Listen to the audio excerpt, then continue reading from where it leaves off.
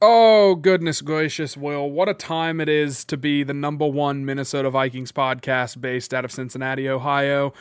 Just an excellent chef's kiss of a week that it's been for me. It's Tuesday, and I've been on cloud nine since Monday morning when I went in, and the first thing anyone said to me was, "You didn't have to do us like that." And then it was like a parade of Bengals fans coming to pay their respects to the Vikings fan, and it's the best feeling. I can't think of anything that tops it. I'm a father.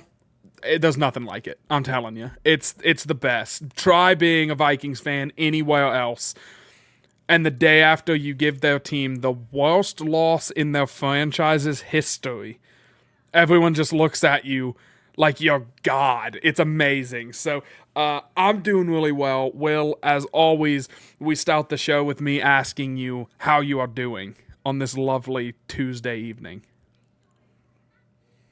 I think I have enjoyed my life more over the last 3 days simply by living vicariously through you, knowing that you have been gifted all of the payback that you need for last two painful Vikings losses to the Bengals and all the Reds' pain of years gone by. And yes, the Reds have not finished the deal.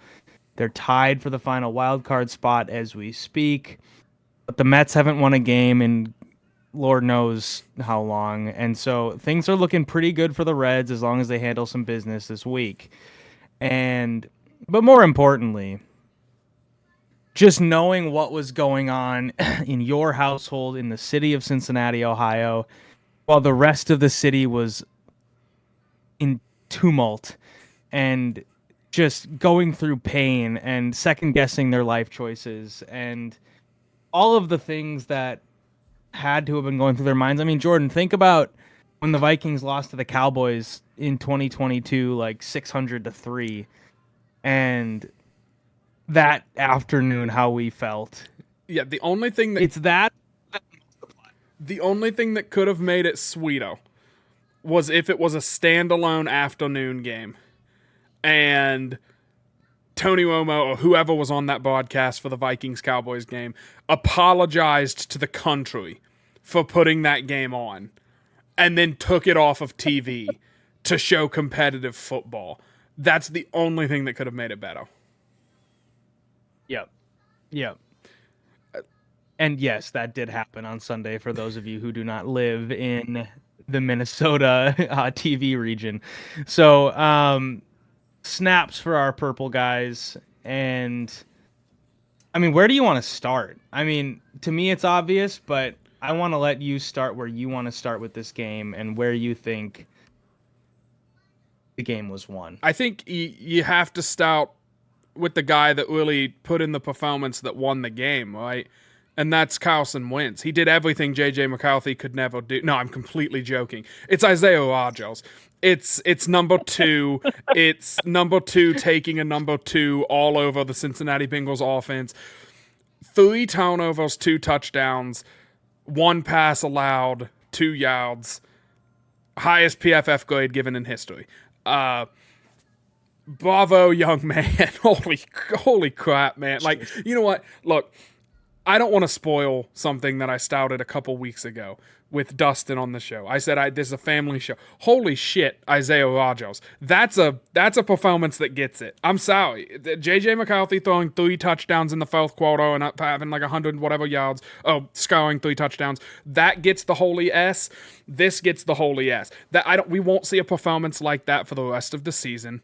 And the defense could still go on to be one of the all-time great Vikings defense. We won't see one defensive player impact a game at that level. He scored more points than like 2 or 3 NFL teams combined.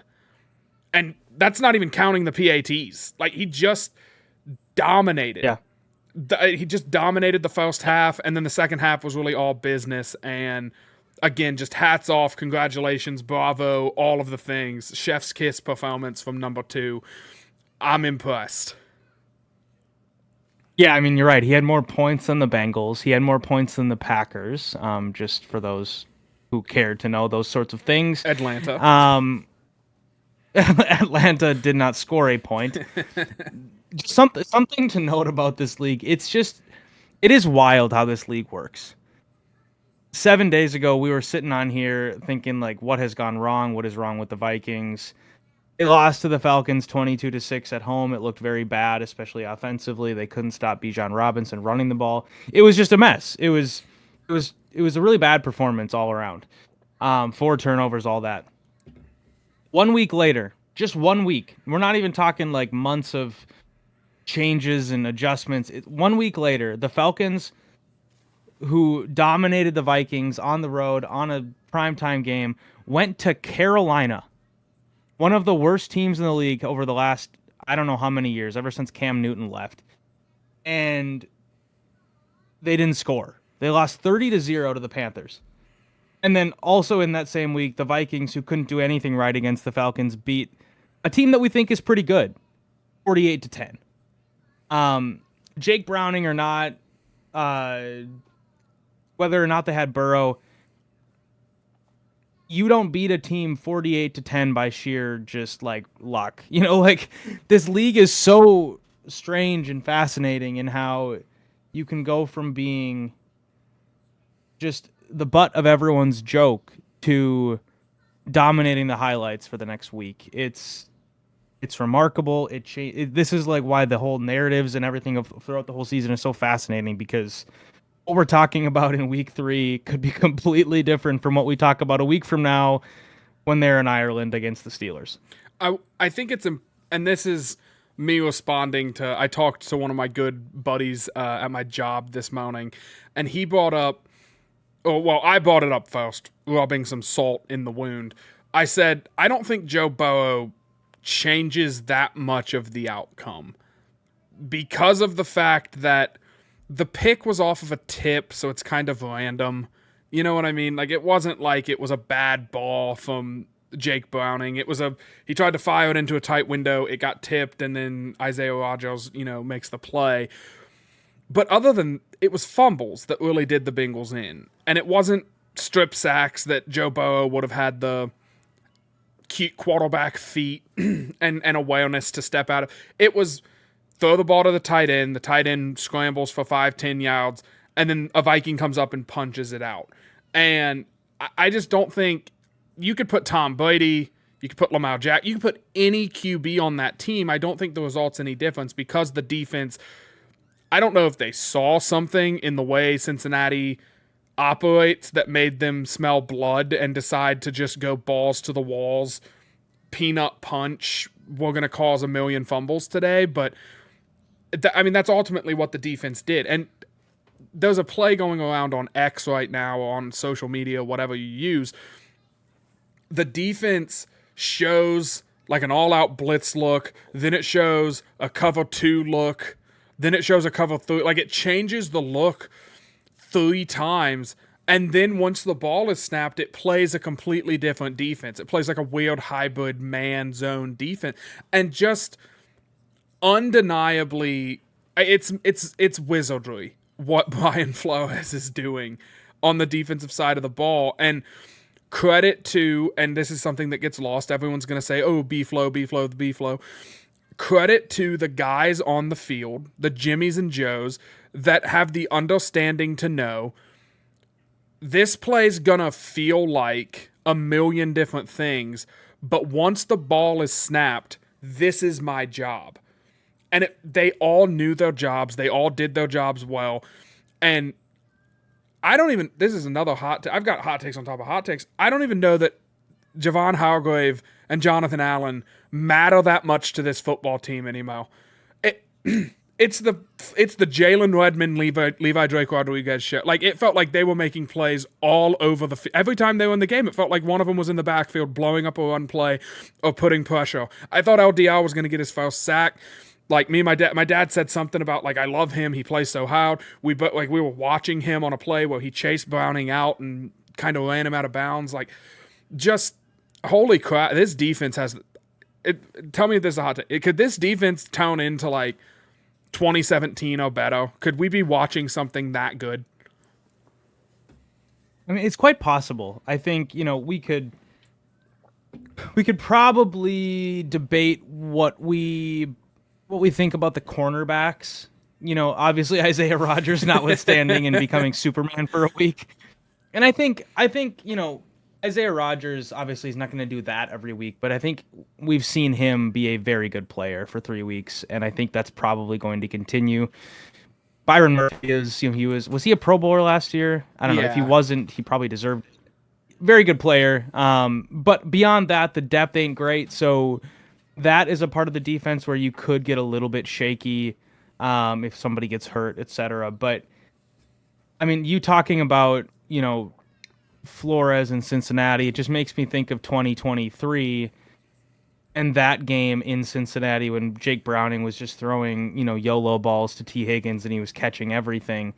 Um, the difference between that day and this one, other than just the location, was that the players on this Vikings defense are better. And Brian Flores, has made he's shown the ability to make lemonade out of sour lemons, for a lot of his career. I mean, New England has never been a place where, they just have incredible talent. They get everything out of people. Obviously, Super Bowls and all that, but he has just been able to make things work. And now he finally has a complete roster on defense. It's not perfect. It's not holeless, but you got some guys back there. And especially now, I mean, you mentioned the interception that Browning threw that Rodgers took back for a touchdown. That was Harrison Smith who impacted that play. He confused Browning, and then he tipped the ball, led to the interception. The game could have changed on that play because who knows? Even if that ball just falls incomplete, it's still 3rd and 9. Bengals probably get a field goal out of it. It's a more competitive game. The Vikings offense still wasn't great in the first half. I mean, you looked up and they had maybe 100 yards of offense until the very end. And so, yes, like the guys on this defense are just better. And it's not a perfect group. It's not going to be 85 Bears and all that. But this is a group that has guys everywhere. And like you said, guys that really understand what their jobs are and they buy into what they're doing. And you can see it. I mean, you can see guys like Grenard. I don't think he has a sack yet on this season, but he is making plays so that guys like Van Ginkel get 2 sacks in one game. Van Ginkel played 8 snaps. He had 2 sacks. It's a pretty good ratio.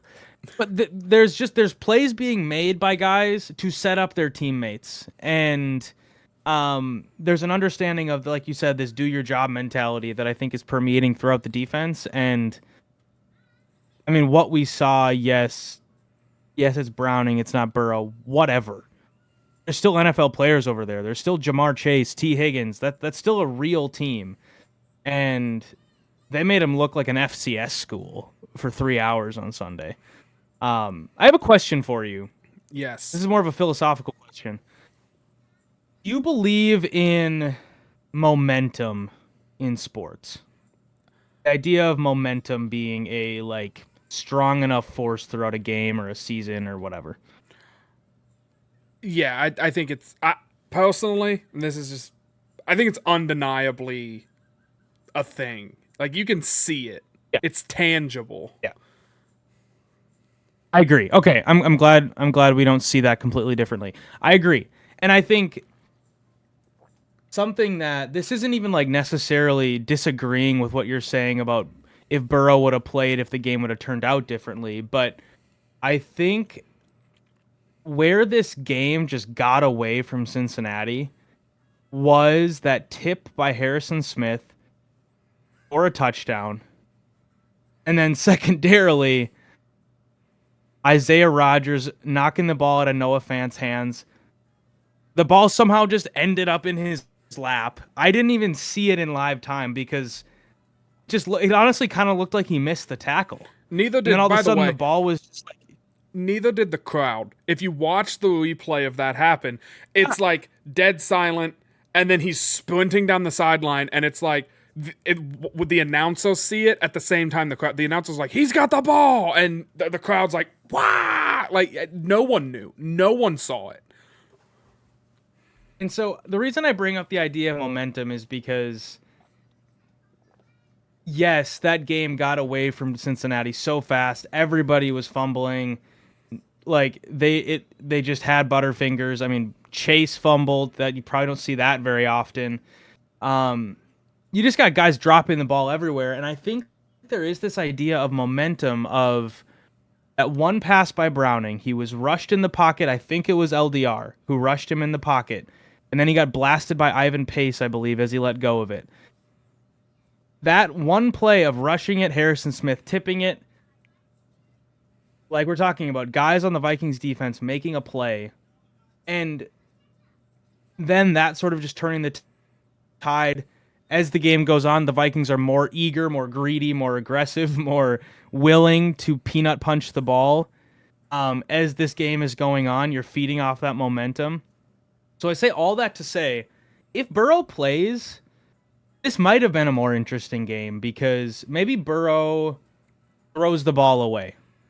And that, obviously the game plays out a little differently if Burrow's in there. It's not just going to be Burrow throwing everything that Browning was doing. But it's just for hypothetical sake, maybe Burrow throws the ball away on that 2nd and 9 instead of trying to force it to T. Higgins or whoever he's trying to force it to.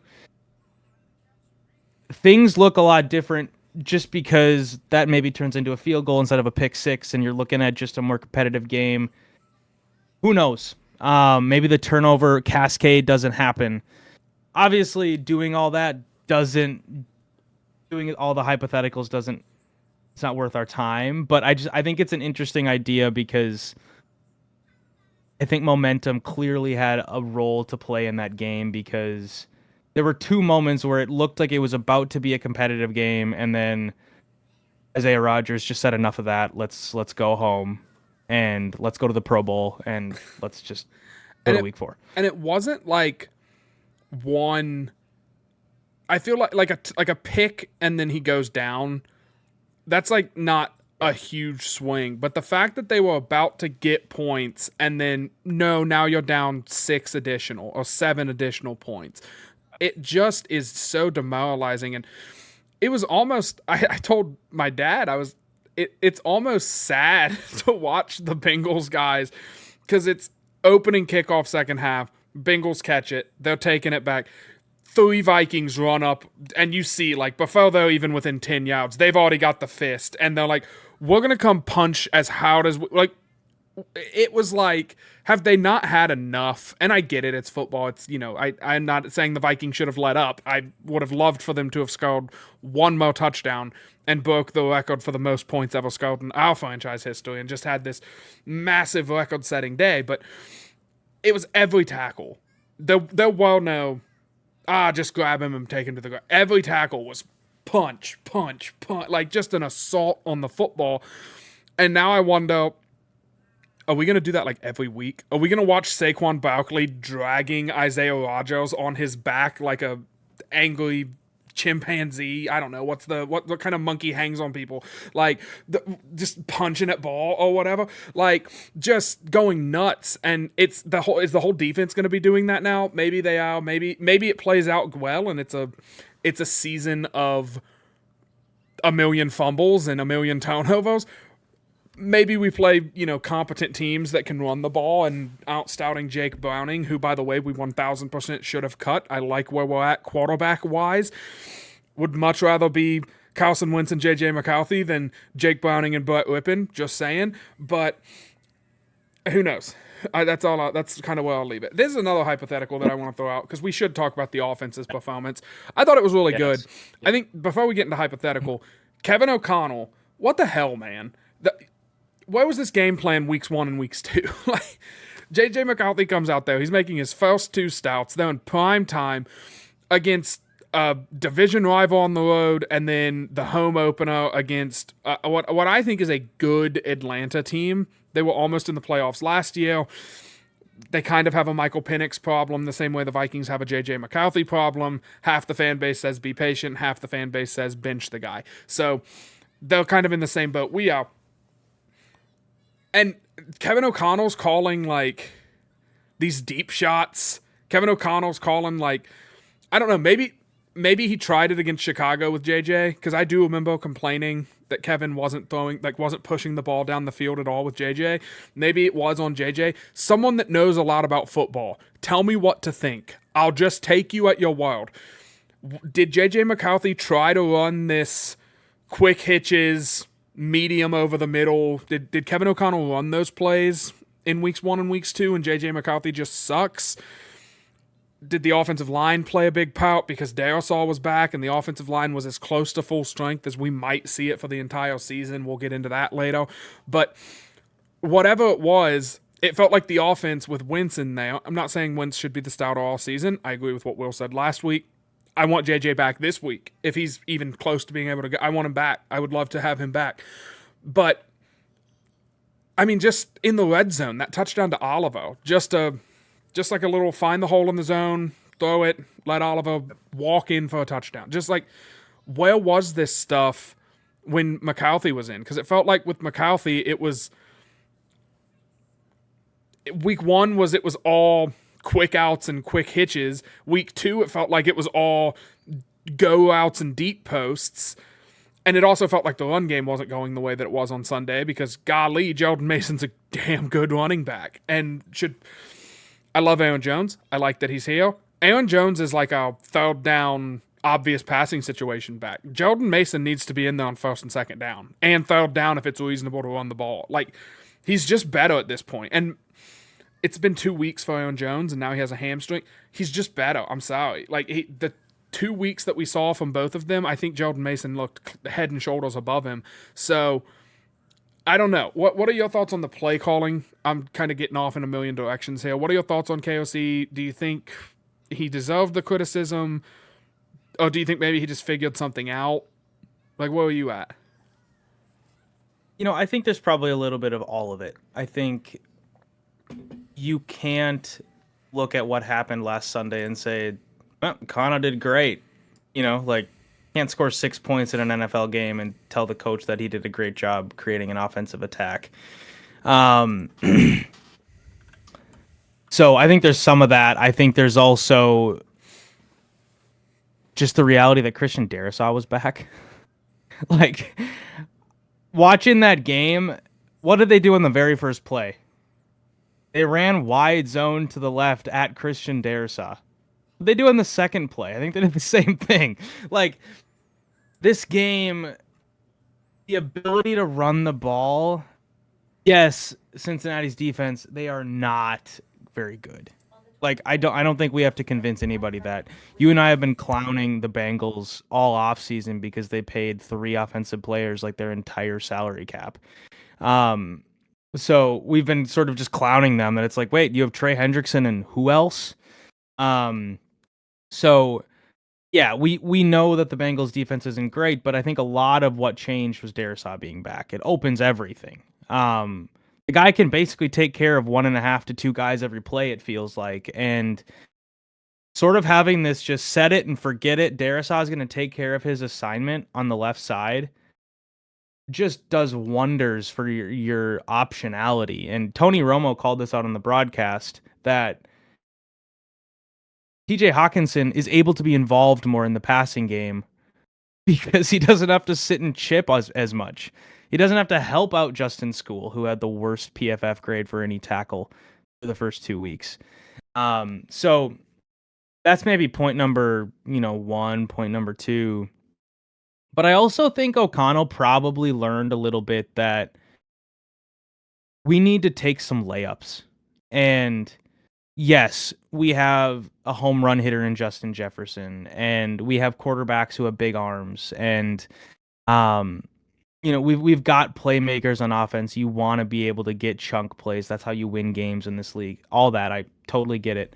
And maybe I think I would like to see more of that come back now And not that he went away from it against Cincinnati, he just didn't really have to as much. But Addison's coming back already. He's going to play on Sunday.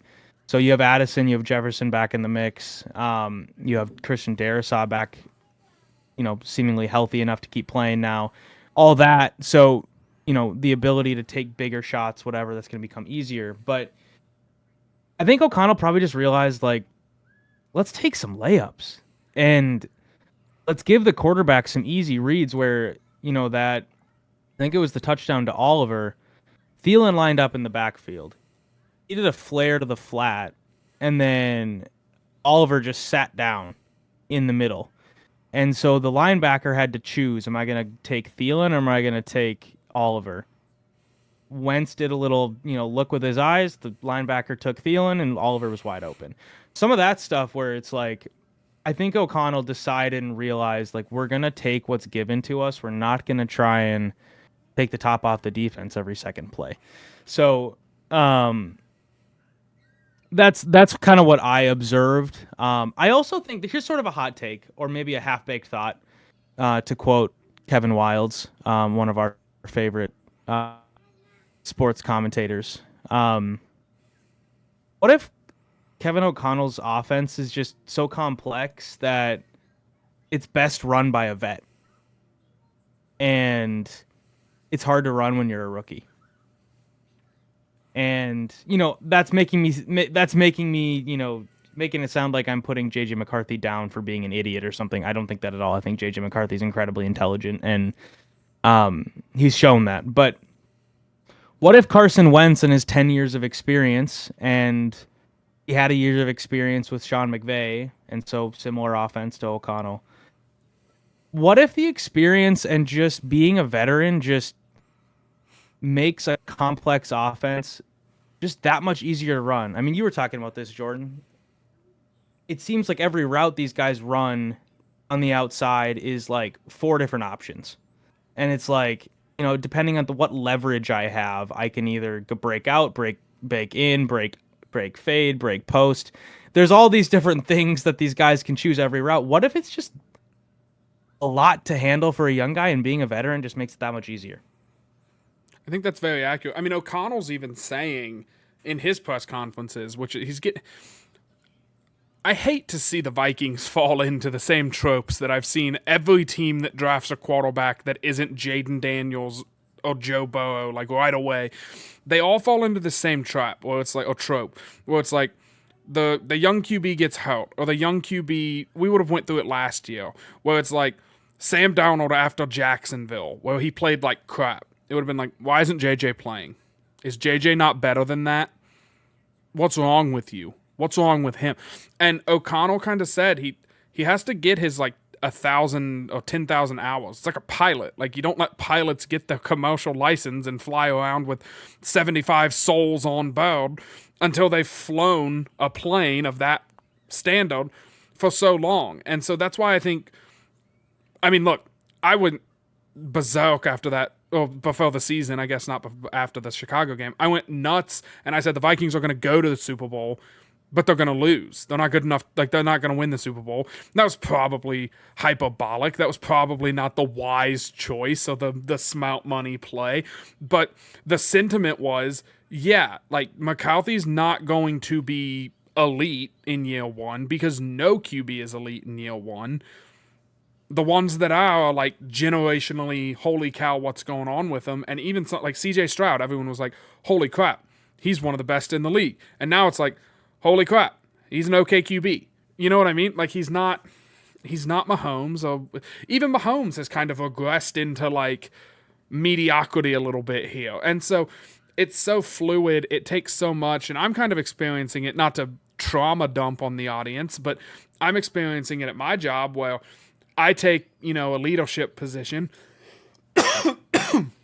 Oh man, God just gave me a tickle in the throat. He doesn't want me to tell this story. A quiet flex there. Yeah, I took a leadership position. No big deal. Carry on. No big deal. No, but like, I take on a leadership position. We have to let go one of the guys that I had worked with for a while, and my boss also got a promotion. So like, all of a sudden, it's me, and I'm the only person that knows how to do this job. And so I have two new guys that don't know how to do this job. And I'm like, just do it. Just do the job. I've been doing it for 5 years. It's not that difficult. But they don't know how to do it because they haven't done this every day for 5 years like I have. So like it, and I'm seeing like it takes time to let them grow and learn this happens every day. I should probably get good at this. Same thing in football, I think. Well, JJ McCarthy has to learn that, hey, 9 times out of 10, when we have this route combination called, the linebacker's gonna zig, the safety's gonna zag, and TJ Hawkinson's gonna be wide open. All I have to do is layer the ball in, and it's an easy 20-yard gain. He doesn't know all that right now. He's 22 years old. He missed a day of practice and had a bad game, and everybody hung him out to dry like he had a Nathan Peterman stat line. And I was probably guilty of being like, he might suck. I overreacted a little bit. I think we all did. I think it's natural for us to do that as fans, but I don't know. I'm going to make a hot take. I'm still going to stand on business. I don't think Kevin O'Connell will be the play caller in 2026 for the Vikings. I'm going to stand on that take. No matter how good he gets, that's one that I don't think I gave in anger. I think that's a level-headed take, and I think if the offense is so complex, he has to dumb it down to make the team competitive now. You can't just let this kid suffer and lose games because he's throwing picks and looks flustered and looks confused. You have to dumb it down so that way he can learn these lessons while running easier plays. And if you're not ready to do that, then I think you have to let whoever it is. I don't know if it would be, Phillips or McCown, whoever it is. Like you have to let somebody else take over play calling and call some easier to run plays so that way the offense doesn't look completely inept. Again, maybe that's I would love to be wrong. Yeah, and I think that's maybe even an off-season debate, because I think you're talking about two things. You're talking about play calling during the game, and you're also talking about who is the architect of the offense. And yes, oftentimes they are married and they are one, but sometimes I could see a situation where the architect of the offense is not necessarily the play caller. So that also just goes back to like, do the Vikings completely, not completely, I guess, but do they change their offensive structure in the offseason? Even if it's tweaked by someone, let's just pretend that Wes Phillips is an offensive guru that, whatever, and he becomes the play caller and the offensive architect. Do you decide you're just going to overhaul that and you're going to start over, or really tweak everything in the off season? Do you want to give your quarterback another new playbook? That's fair. And I understand that, I understand that your take of O'Connell giving up the reins of the offense is sort of like on top of my take saying maybe his offense is too complex for a young quarterback. So we're both kind of saying the same thing here. I think it's something to watch, though, because JJ's going to come back this year. Maybe he won't play until Philadelphia week 7, but he's going to come back, and barring injury, he's going to have a dozen more starts, and we're going to get to see a lot of sort of how this kid progresses, and good, bad, ugly, indifferent, all of it. So, come January, or, if the good Lord wills it, February, we'll have a lot of inventory to go over and to have an idea of what this looked like. So I think it's something to put a pin in and for sure, take a break at, or take a look at. I think come the off season, what can be done today and what can be done going into Pittsburgh, Cleveland, bye week, Philly. I think those are three. They should be. Pittsburgh hasn't really shown it yet. They should be three really good defenses that we're going to be playing. And what has to happen, whether it's Wentz, whether it's McCarthy, whoever it is, it could be Cousins, for everyone that loves Cousins. I said his name.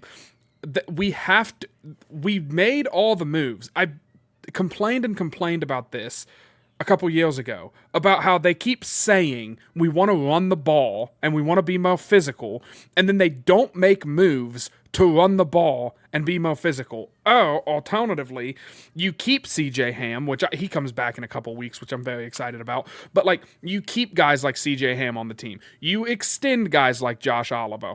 And then the play calling does not line up with we're going to be physical and run the ball, but we're also going to throw the ball at twice the rate that we run the ball.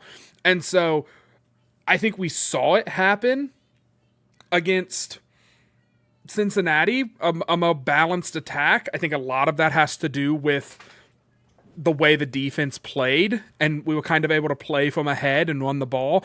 But Jordan Mason played incredible in that game.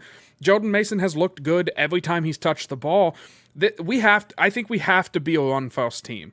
I just think the way deep, and I'm going to sound very like I know everything, and I don't. Offense is at like an all-time low, or not all-time, but a low since 2007, I think is what they said, like 2007, 2006. We're going way back in how like bad offenses are playing. And I think it's because teams are just playing these like shell coverages, and teams don't know how to just take what is given, to what you were saying. And so you have to run the ball so that the safeties will come down so that you can make big explosive plays. Otherwise, you're just going to run your head into the wall over and over and over again. And so we have to see this dedication to the run game. Josh Oliver's still here. You went out and got all new linemen. You have all the things in front of you. You should be a run-first team. There's no reason we should be coming out throwing the ball as many times as we are, or at the ratio that we are with the run game and stuff. And we have to run the ball. Like and I know sometimes it's not going to be sexy. It's not going to be a 25-yard gash down the middle of the field. We just kind of have to do that. So I actually disagree with this idea that, and this is something I wanted to say on the when Dustin was on, but it derailed the conversation after that Monday night win, so there was no point. But I disagree with the notion that O'Connell wants to drop back and throw it 50 times. I don't think that's true. He has not had an offensive line that can block to save their life for the first 3 years of his time here. It's just the reality. You can't run the ball 35 times behind Garrett Bradbury, Ed Ingram, and Ezra Cleveland. It's just not going to happen. And you look at these first 3 games. The Vikings called more run plays against the Bengals than pass plays. They called more run plays against the Bears than pass plays. They were trailing most of that game. They didn't call more run plays against the Falcons because they were down the whole game and they had to pass to catch up. But this is a team that wants to run the ball, and I think they're showing it. And I think this is a team that believes they can run the ball, and I think they're going to keep doing it. I just think it's not true that Kevin O'Connell wants to drop back and turn into a Pac-12 offense, because I think he would love to run the ball. I just think he hasn't been able to ever since he came here, because your goal line back is a 190-pound Dalvin Cook, or the same thing with Aaron Jones. And, you finally have what you wanted Alexander Mattison to be in Jordan Mason. Now you can run the ball in the red zone. And think about it. Last year, if the Vikings tried to run the ball in the red zone, what was going to happen? They'd get 1 yard or minus 1 yard. Why would you run the ball in the red zone? There's no point. It's not going to work. On Sunday against the Bengals, Jordan Mason had 2 touchdowns of 5 yards because they just said, we're gonna run the ball. Here you go. Just try and stop it. So I think this is what this team wants to be. Yes, they have Justin Jefferson. They're gonna throw the ball. They're gonna go for explosive plays. That's not gonna change. But the idea that O'Connell does not want to run the ball, I think, is entirely false.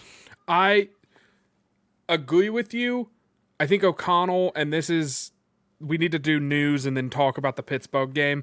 I think we can both be correct in this, because I don't think it's that he doesn't want to run the ball. I think it's situations like Atlanta, you get the ball on the 2 yard line and you call play action pitch, well, they know we're going to run the ball, so let's call up a pass. You know what I mean? It's like, no, dude, like, be who you are, be who this team is. This team needs to shift from we're going to outsmart the opponent to we're just going to bully our way into the end zone a little bit. And that's kind of where I'm going. But to your point and to what you're saying, Jordan Mason, they were in the red zone. They were, first and goal. They were in the ball with Jordan Mason. Why didn't we do that against Atlanta? Like, that whole different game. We won the ball. Like, you know what I mean? Maybe to your point earlier of, like, did O'Connell learn his lesson? Maybe he did a little bit from that Atlanta red zone where he's like, you know what? We're giving the ball to 27. Yeah. And, some of that is opponent, obviously. I mean, the Falcons' front seven is much better than the Bengals' front seven. Like, everybody knows that. But some of that could just be, I learned my lesson. I got cute. I'm not going to try and roll out, do a fake pitch nonsense. We're just going to give the ball to the dude who's stronger than everybody on the other team. Yep. We're just going to score. Yep. So, and we're going to let... Anyway, speaking of running the ball, go ahead. Oh, I was going to say, we're going to let our guys, our offensive line that we put all this money into and all this draft capital, we're going to let them just push people. And then speaking of that offensive line, and I think this is where you were going, Donovan Jackson out until J.J. McCarthy comes back, so they're both probably going to come back after the bye. Got a wrist surgery. I have a hot take that's not really a hot take. Apparently, he wasn't going to make it any worse by playing on it, and also he injured it against Atlanta. I don't know, dude. Like, why are we doing it right now? Like, I don't get it. And we're not medical people on this show. Like, you work for a company that deals in medical things, but, like, you're not a doctor. I have family in the medical field, but I'm not a doctor. I don't understand how you can't make an injury worse by playing a full contact violent sport for 3 hours. Like, I don't get it. When I heard O'Connell saying that, I was like, maybe you're right, but somebody's going to have to explain that better to me, because I don't know, when your job is literally to use your wrists for 3 hours and, punch against dudes' shoulder pads and chest plates, and, like, I don't know how you can't make a wrist injury worse, but allegedly you couldn't. He played the game. He played well. I mean, did you see the Red Sea that parted for Jordan Mason? But yeah, then he, as in Donovan Jackson, had to get surgery on it. I think it was Monday. Yeah. Maybe it was Tuesday out in Los Angeles. Back here, I think, in the next couple days. He's actually going overseas with the team, even though he probably won't play. Sounded like, though, like Jordan said, probably back after the bye. Like, not going to be out forever. Like, he might miss a couple games, but no injured reserve. Probably back for Philadelphia. Yeah, so that's a good thing. Like, when there's surgery and there's not injured reserve, that's a pretty good sign. So I think it's definitely he's going to miss 2 games. Like, I don't think he's going to play overseas, and then he will come back against Philly. I think that's like, if he's not back against Philly, good God, someone call Blake Borndel's wife and, start sending lasagnas and do all the stuff you do for widows, because that man's going to get eaten alive by that Philly interior. And I like Blake Borndel. He's a solid swing backup, but I would like my beautiful dancing bear out there against that defensive line. So that's really, I feel like that's the only news. I don't think we need to go into the Kevin O'Connell press conference. The gist of it, and I'll let you give a take. What I took away from KOC's press conference was the JJ McCarthy portion of it was, when's JJ gonna come back? Oh, when JJ's healthy, will he come back? And Kevin said, I mean, I'm not going to rush him back. I want him to be fully healthy and his ankle feel good, so he's not further at a disadvantage of being a rookie quarterback and also immobile because he has an ankle injury. And everyone's like, he won't commit. He won't commit to a QB. This is Mike Zimmer and Case Keenum all over again. And I'm like, come on, guys. Let's all chill out for a minute. Like, I agree with what he's saying. No. I'm with you. Let's make predictions. When does JJ McCarthy start for the Vikings again? I say it is against the Eagles. I think so too. Yeah. I think What's the date right now? September 23rd. The Eagles game is what? The 19th Something like that. of October. So it's like basically get a full month off. Only miss 3 games. I think I think he's probably going to come back then. And for people who looked at that game and said, "Well, Carson Wentz scored you 48 points, well even if you subtract the 2 touchdowns scored by Isaiah Rodgers, he scored you 34 points." Sure, Carson Wentz did fine. He did exactly what we needed him to do. He did exactly what a backup serviceable veteran should do. Golf claps for him. I think he did a very good job. Um, he was gifted 5 turnovers. Um, he turned all those into points. I mean, for reals, like that's huge. I mean, the Vikings went 5 turnovers for 31 points off those turnovers. Incredible stuff. You almost can't do it better. Um, so like all that, like yes, Carson Wentz did his job, but no, I do not think Carson Wentz has locked up the starter's role for the rest of the year. He did fine. He did great. He won the game. But this is still JJ McCarthy's job. I think if you've listened to Kevin O'Connell for even the last 2 months, let alone the last 2 years, this is JJ McCarthy's job. So I don't take much from the press conference other than we want him to be healthy. We want him to be ready.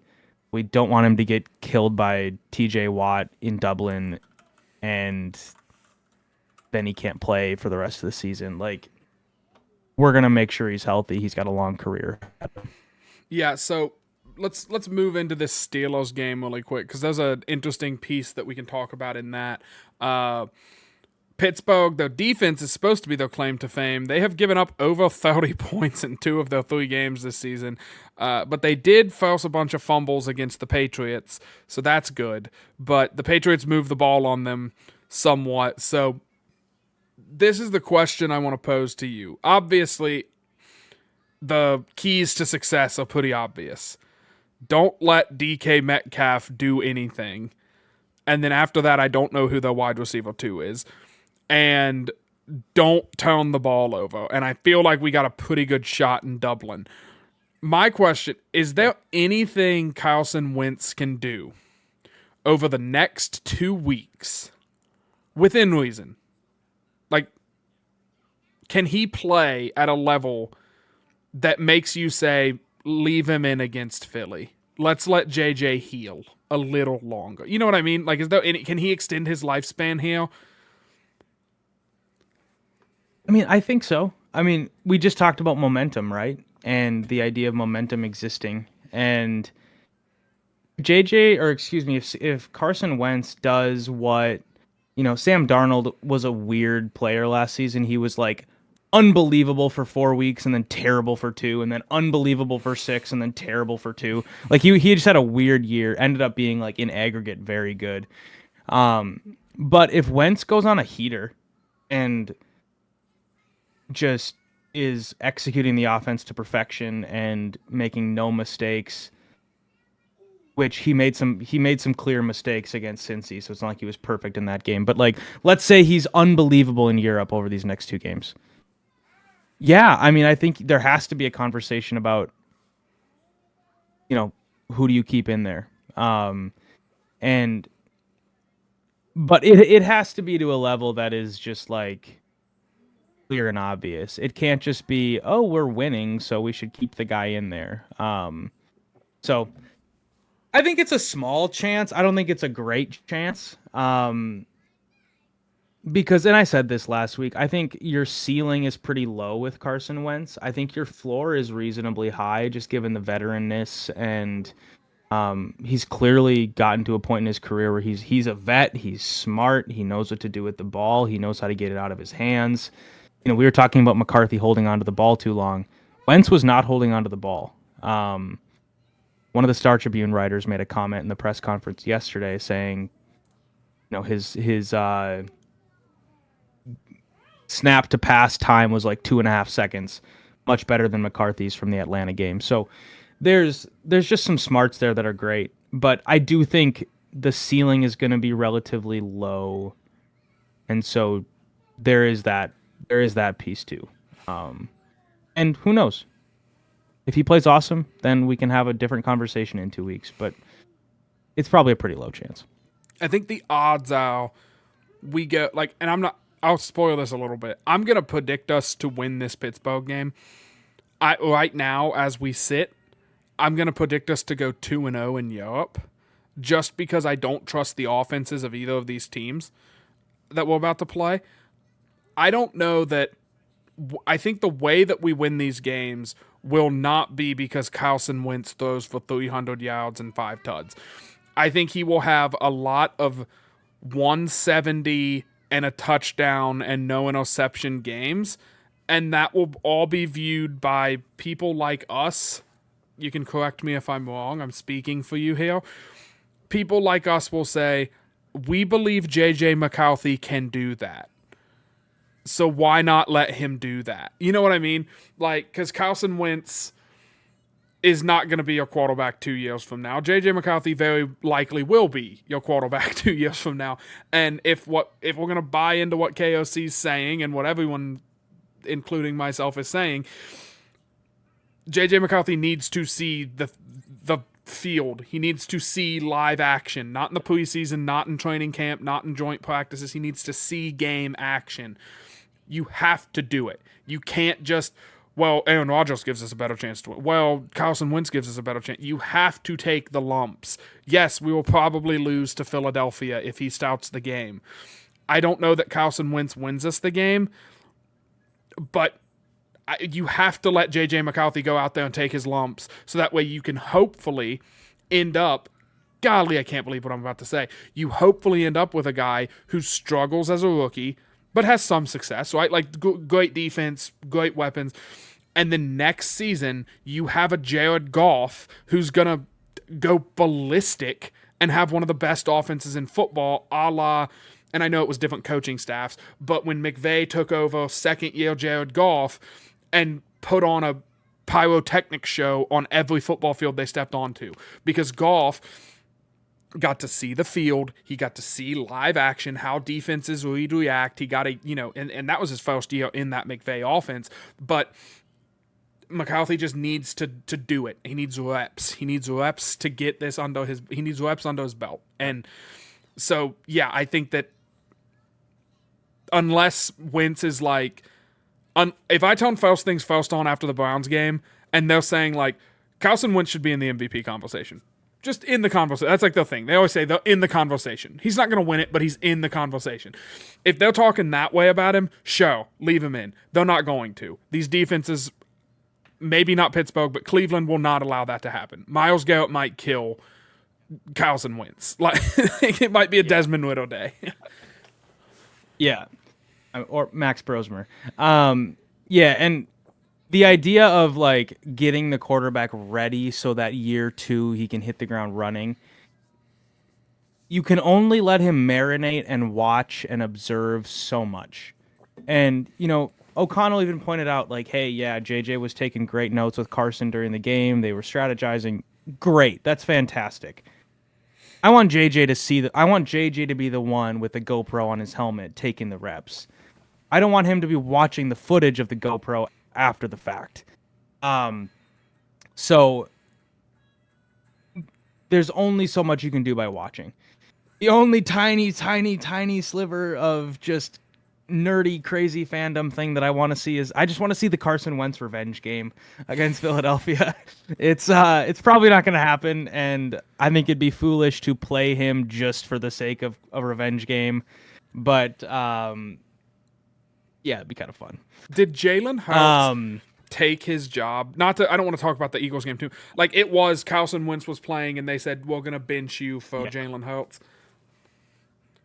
Yeah, it was like over the course of whatever that year was, 2019 maybe, maybe 2020. It might have been 2020, 2021, somewhere in there where Hurts kind of slowly took the job, maybe mid-season. I'd have to go back and look at how that season played out. But yes, Hurts took it from Wentz. Got it. That's what. So and that's even at the time. Yeah. that's another added fuel to the fire. Obviously, Jalen Hurts has proven to be a better quarterback than Carson Wentz, but at the time, Hurts wasn't even looking that great. Like I remember watching the Eagles and being like, "This is their guy."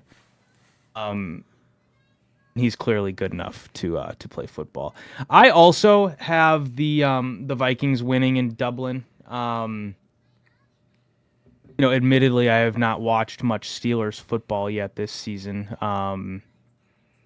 But yes, typically the thing they hang their hat on is the defense, and they're gonna crank it up defensively, and they're gonna make every game 15-12, and it's just gonna be ugly, and there's gonna be, the only way you score is if you kick 50-yard field goals, which Will Reichert can, by the way. Knock on wood. 62-yard, dude. Yeah, seriously, but that 62-yarder on Sunday was electric. That would have been good from 70. Juiced, I know, juiced balls or not, like that thing was ridiculous. But yeah, I have the Vikings winning. I'm not going to get into too much analysis because of just the timestamp on this show at this point. But the Steelers, they've hung their hat on the run game and they've hung their hat on defense for so long. Yes, they have a Hall of Fame quarterback now. He's old. He's still pretty good. I don't think Rodgers is fully washed yet. I don't think he is, going to be in any MVP conversations, as they say. This is a defense, Jordan, that they gave up over 300 yards of offense in every game so far. That's not great. They've given up over 100 on the ground every game. It's a defense that can be exploited. And they have also had under 300 yards of offense every game. Somehow they're 2-1. Probably because they played Jets and the Patriots as two of those games. I think that's fair. Vikings win. It's going to be a weird sort of like these international games. I feel like they always have like weird flavor to them. And the Vikings had that double doink win against the Saints, and weird stuff happens. You play on soccer fields and kickers do weird things. And I'll take the Vikings as well. I think it'll be competitive. Aaron Rodgers, I think, still knows how to play the game. He's still savvy. He's a lot of touchdown passes already this year. He still can't move very well, though. And so game ball is Jonathan Grenard. He's finally going to get a sack, maybe two. If you guys remember London Jets Rodgers last year, that was fun. Lots of sacks on Aaron Rodgers last year in Europe. I'd like to see a lot of the same. Vikings win, let's say 23-15. Not trying to yuck your yum, but you have the offensive game ball this week. I just really like Jonathan Grenard. He's going to have an Isaiah Rodgers 2 touchdown day, and it's going to count. I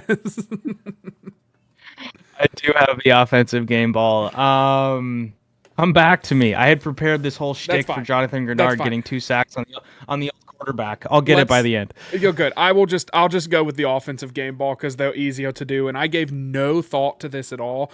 I'm gonna say, what did you say your final score was? 23-15. I'm gonna say 29-22. Weird scores. Yeah. Love it. Yeah, 29-22. The Vikings pull it off. And for giving the offensive game ball, last week I went with Wentz. That feels like okay. It probably, it's Mason, right? It wasn't correct. You were close, by the way. You went with Byron Murphy, and you were so close to having the all-time call it type moment. I'm gonna go. The safe pick is Jordan Mason. I'm just gonna go Jordan Mason. He's just. You have defense. Well, yeah, but we'll just double down.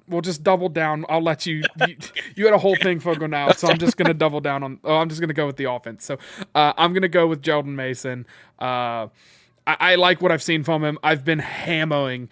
I hope my boss isn't watching this. I've been hammering the trade button, trying to get him in leagues that I'm in. Just like, come on, because I've got Aaron Jones in one of them, and so I'm like, come on, like, give me Jordan Mason, please.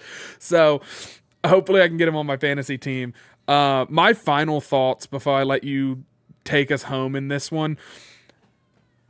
I feel shockingly good about the Panthers being a playoff team. I like what I've seen. I don't think they were echoed as 1-2. I don't think they're a 1-2 football team. I'm still buying into the Panthers making the playoffs. I'm all in on them. What I don't feel good about is one of my playoff teams is not making it because the Lions are making the playoffs. And we both left them out, and oh shit, they're mad about it. Sorry. Oh shucks, they're mad about it. I need a bleep button. They look pretty good. They did not forget how to play football, so that maybe was a little oversight on my thing. Also, little funny thing I want to point out. I amended my Super Bowl pick after the Atlanta game. I said the Niners were going to make it and the Ravens were going to win the Super Bowl over the 49ers. I didn't pick the Niners to be a playoff team, like at the beginning of the season. So just this Excel sheet needs to be put in the garbage. Yeah, your pick just has to go back to the Vikings by default. It just got rejected at request. My request to amend my pick got rejected by the Load the Box Picks committee. It's just the Load the Box Browns guys, since they don't do their show anymore. They just critique our picks. Well, yeah. Let's see. You got anything else for final thoughts, or should I take us home? No, I'm gonna be real. I'm pretty upset. I thought I was closer in the prediction last week, so I thought we were gonna get closer. But you're gonna blow me out in the stupid points thing again. It got bad last year. I think it's just because I tend to be more conservative with my picks, and you tend to be more, audacious with you predicting blowouts either way. And then, last week screws it for everyone, right? I picked the Vikings to lose by 3, and they won by 38. So it's like the number just looks terrible for both of us right now. But that's the problem. When we're both wrong, it's just whoever picked the closer game immediately gets value. And so, like, you off by 35.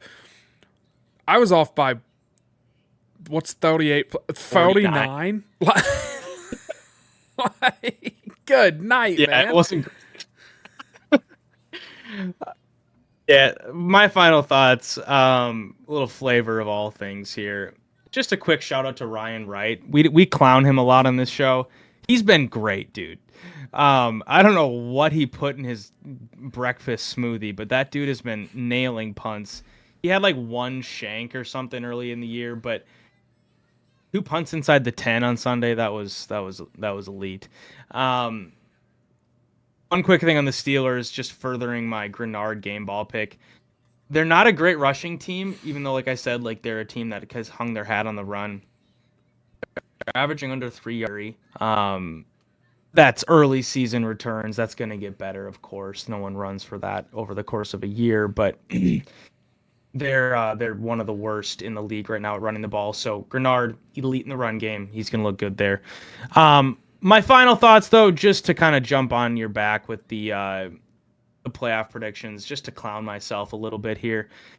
My NFC picks so far look okay. The Lions are probably going to make the playoffs, so that'll screw up something there. But my AFC picks they're just doing bad. Yes, I got the Bills, and they're fine. But the Chiefs are 1-2. The Ravens are 1-2. The Texans are 0-3. They might not win a single game. The Dolphins are 0-3. Mike McDaniel somehow still has a job. The Bengals just lost by 38 points to Carson Wentz and Isaiah Rodgers, and the Titans haven't won a game either. Those are 6 of my 7 playoff teams, and only one of the 7 has a winning record right now. So thankfully they're my Super Bowl champions, so we're still going. Well, no, the Bengals have a winning record. But their Oh, that's true. quarterback is That's injured. But their quarterback is injured and he won't be back till December at best. And Jake Browning's first bite at the apple was just terrible. So even the game he won and had the dramatic walk-off touchdown drive or whatever it was, I mean, he had 3 interceptions in that game. He has not looked very good for 2 games. So they could be in trouble, and so could all of my picks. We'll be back in some fashion. I have a lot of work travel for October, so that kind of sucks for the show, but we'll figure something out. We'll make something come across the airwaves over the next month. Off to Europe. It's going to get fun. Europe games are always fun. They're always weird. You get up super early, but it'll be fun. A couple very winnable games. One quick shout out.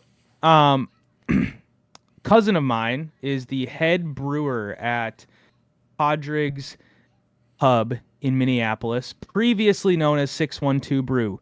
For those of you who know, it's on the corner of Broadway and Central, I believe, in Northeast Minneapolis. Fantastic brewery. He supplied the beer for my sister's wedding last month. He's the man. It's an Irish pub. So what are they doing on Sunday morning? They're hosting a Vikings watch party at 8:30.